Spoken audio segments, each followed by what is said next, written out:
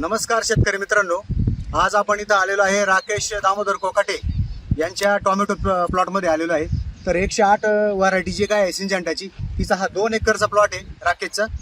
तर लागवड करून फक्त 40 दिवस पूर्ण झालेले आहेत आणि 40 दिवसामध्ये बघा एकदम सुंदर अशा प्रकारची त्याची सेटिंग झालेली आहे. बुडापासून अगदी आपण बघू शकता, तर बुडापासून हे बघा, बुडापासून तर शेंड्यापर्यंत पूर्णपणे याची फळ सेटिंग झालेली आहे. कुठल्याही प्रकारची 10% सुद्धा गळ्याची झालेली नाही.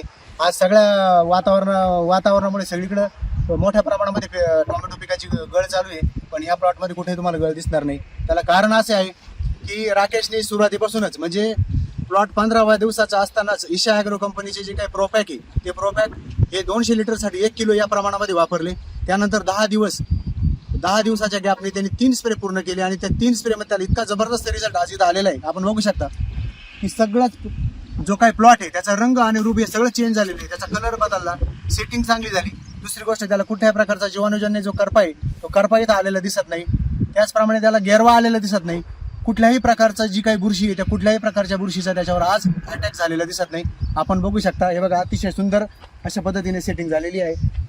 कशी सेटिंग वाटते राखू तुला? एक नंबर. काय वाटतं तुला या प्रोडक्ट विषयी? प्रोडक्टच एक नंबर आहे, त्याच्यामुळे एवढी सेटिंग झाली. अतिशय जाम झाला होता त्याचा प्लॉट. हा तो म्हणे आता या प्लॉटमध्ये काही मजा नाही. लोक माझा 108 प्लॉट ऑलरेडीच निपाट तालुका जाम झालेला होता. तो म्हणे हा प्लॉट लावला घरी, पण आता याचं काय होईल. त्याला हे ईशा ॲग्रो कंपनीचे साहेब आले, त्यांनी हा प्रोडक्ट सुचवला आणि त्यानंतर त्यांनी तो प्रोडक्ट वापरला. पण एकदा वापरल्यावर त्याचं भागलं नाही. त्यांनी 3 स्प्रे घेतले. तो म्हणे मला खूप सुंदर असे रिझल्ट आले.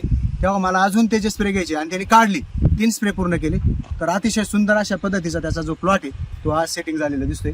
तुम्ही समाधानी आहे का प्लॉट बघून?